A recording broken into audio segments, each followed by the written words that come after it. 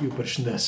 Në për rrugët e New Yorkut ka dalë një publicitet dhe shumë njerëz po interpretojnë keq, duke thënë që po shiten fëmijë. Nuk është e vërtet, por lexova shumë dhe doja t'ju informoja që është një startup për fëmijët e së ardhmes dhe është një ide brillante. Për më tepër është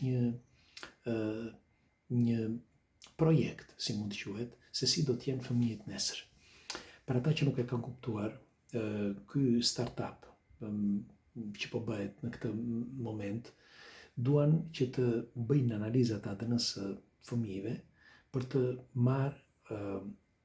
për të kuptuar se çfarë sëmundjesh kanë, kush janë sëmundjet kryesore, çfarë mund të përballen me këto me kalimin e kohës, kush mund të jenë ato që mund të sëmundjet që mund të shtojnë dhe sëmundjet që mund të paksohen. Dhe në bazë të kësaj me anë të inteligjencës artificiale bëjnë një përmbledhje. Dhe te kjo pemë, si mund të quhet, gjenealogjike, ata zgjedhin ADN-n më të mirë. Të mbani mend që në radhë të parë njëherë është një skedim, dhe skedimi është tepër i rëndësishëm për ata dhe shumë i rrezikshëm për të tjerët, për masën. Sepse skedimi tregon të gjitha të dhënat e tua. Dhe ti, sot apo nesër, nëse ti ke të dhëna perfekte, do duhesh për diçka. Ndoshta për ADN-n, ndoshta për gjakun, ndoshta për pjesë të tjera të trupit, ose imun në disa, me fjalë nëse je imun në disa sëmundje etj. Pra, kjo është një anë. Tjetra, pastaj, mund po them që e ardhmja është tepër e vështirë, tepër e zymt dhe do fitoj më i forti. Njëkohësisht do fitoj më i forti edhe ai që ka ADN-n më të fortë dhe ai që do përballet me të gjitha këto problemet që po hasim tani, që do shtojnë akoma më shumë. Dhe në sintezë, ky startup që po bëjnë tani në Amerikë, po e bëjnë për të krijuar fëmijët perfekt të së ardhmes në vitro. Me një fjalë, të jenë super fëmijë, të jenë më të përzgjedhur. Pra ti, nëse ti do të jesh 1, ata do të jenë 10, sepse i kanë të zgjedhur me anë të ADN-s dhe me anë të testeve që kanë bërë. Pra, në qoftë se do të mbledhin, që padyshim do mbledhin, sepse kanë bërë që pagojnë deri në $10,000 dhe të dhëna do t'i mbledhin se s'bën, bile disa të pasur kanë paguar $10,000. Mjafton, thotë, s'ka problem, le të vej djali, thotë, që ti marrin të dhëna. Mirë, po të dhënat e të gjithëve, po e përsëris edhe një herë, do jenë ato që do zgjedhin fëmijën më perfekt të së ardhmes. Po për kë? Sepse nuk do të jetë për masën, do të jetë për një pjesë shumë të vogël. Dhe ata që janë të pjesës më të vogël janë shtresa, le të themi, e lartë, as e mesmja, por e lartë, sepse ata ta blejnë 10, por do ta shesin 100. Okej, ç'do të thotë kjo? Do të thotë që nesër mund ta shesin, jo mund, po do ta shesin sepse ky është biznes, dihet biznesi si është. Nëse blen diçka 10 sot, do ta shesësh nesër 100, dhe kështu që $10,000 sot, $100,000 nesër. Dhe jo të gjithë mund ta blejnë.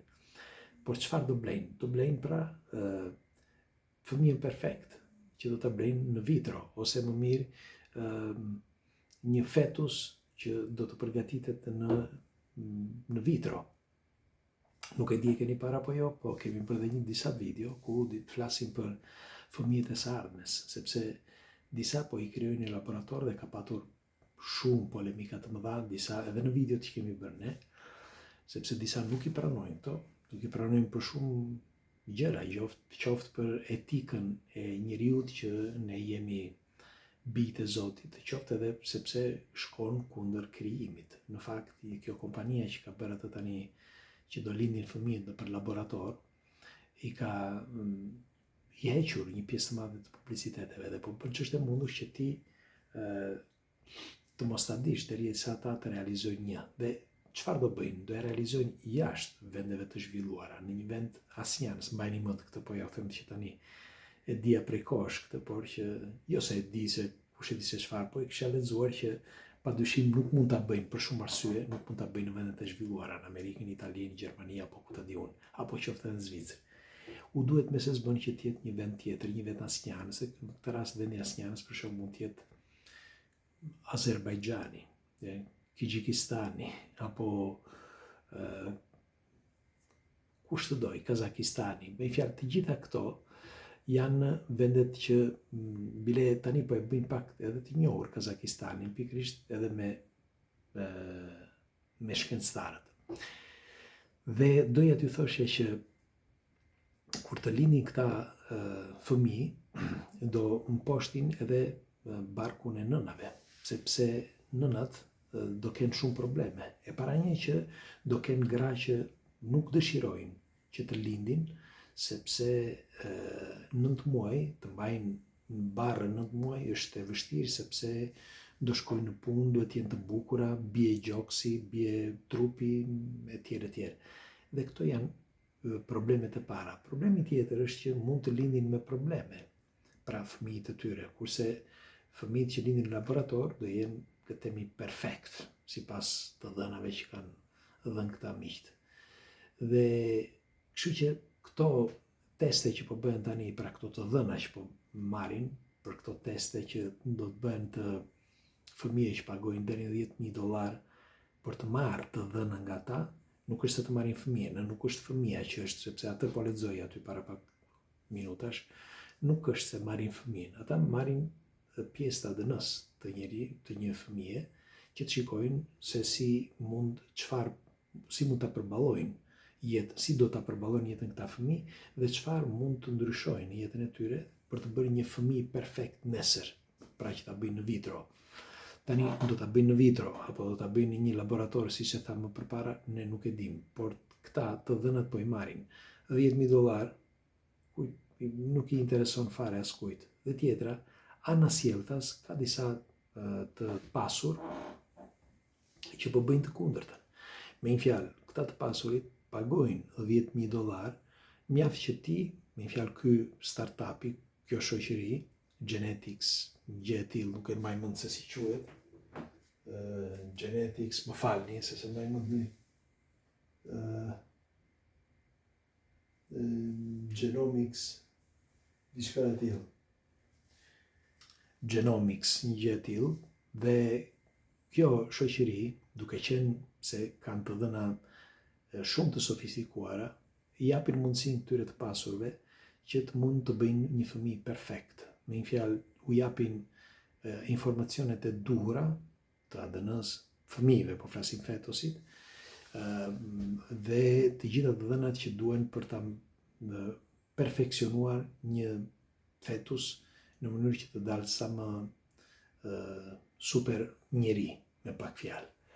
Kështu që disa po bëjnë edhe të kundërtën, përveç se po japin të dhënat e fëmijëve të tyre, por edhe po marrin që nga këta që po bëjnë startupin, që këta, pra vetë njerëzit, të mund të bëjnë një fëmijë perfekt duke marrë të dhënat e këtij laboratori që ndihmon, që të bësh një fëmijë sa më perfekt.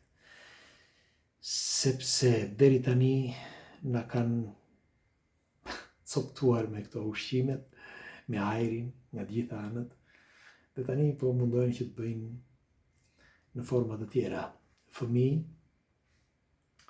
sepse me kalimin e kohës do jetë gjithmonë më e vështirë për të lindur. Dhe këta po punojnë që tani, që nesër t'i kenë çdo gjë në rregull. Dhe t'i kenë ata që punojnë për ta, t'i kenë aty në kontroll. Sepse i kanë që një gjenes që kur i marrin tek ADN-ja informacionet, dhe dinë se çfarë thonë, dinë se çfarë marrin, dhe dinë se çfarë bëjnë. Megjithatë kalofshin një mbrëmje të këndshme, ç'të bëjmë. Kështu erdhën gjërat. Kalofshi mirë.